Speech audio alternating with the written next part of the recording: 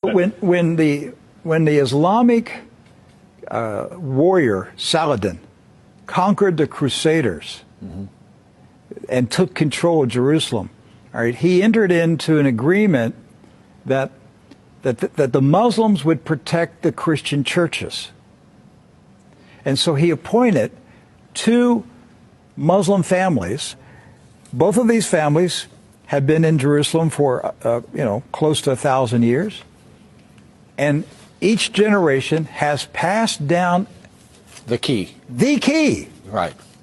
The physical key. Mr. Judah said that the key he presently has is 800 years old. It's incredible. He had another key, but it broke. And this is a Muslim. I mean, yes. Adabid Judah is a Muslim. And he said it's a great honor for a Muslim to hold the key to the Church of the Holy Sepulchre, which is the most important church in Christendom. That's not disrespect. That's, we don't hear this in America. We don't hear, because what we have been told is Christian Americans, you should hate Muslims, you should kill Muslims. Because they're going to tear down all the churches yes.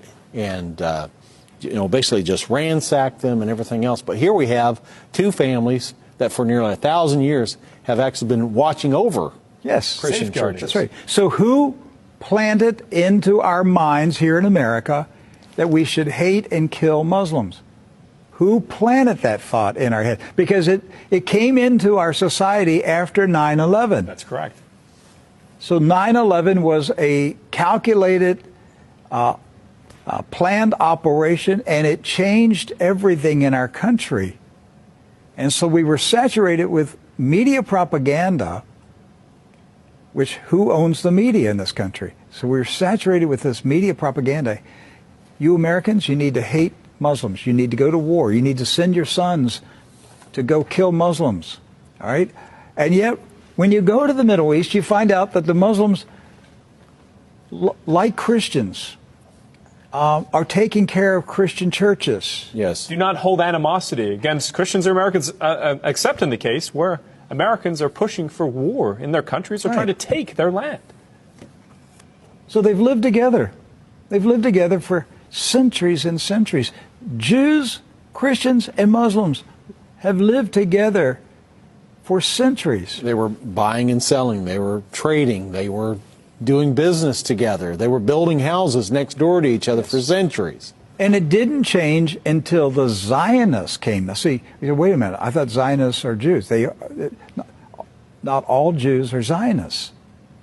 And not all Zionists are Jews. Right. Zionism is a political movement. Yes. Right. It's an ideology. Yes. Not an ethnicity. And so when the Zionists came to Jerusalem and Palestine, basically in the 1920s and 30s and 40s, right, they came to agitate. They came to infiltrate. They came to seize control.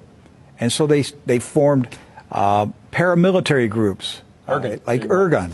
And that's where Ariel Sharon and Menachem Begin, and these guys were young terrorists. And so there's where the hatred started to come in. The fighting, the animosity, the bitterness. But it didn't start until the Zionists appeared. Jews, Muslims, and Christians were coexisting. Yes. That's right.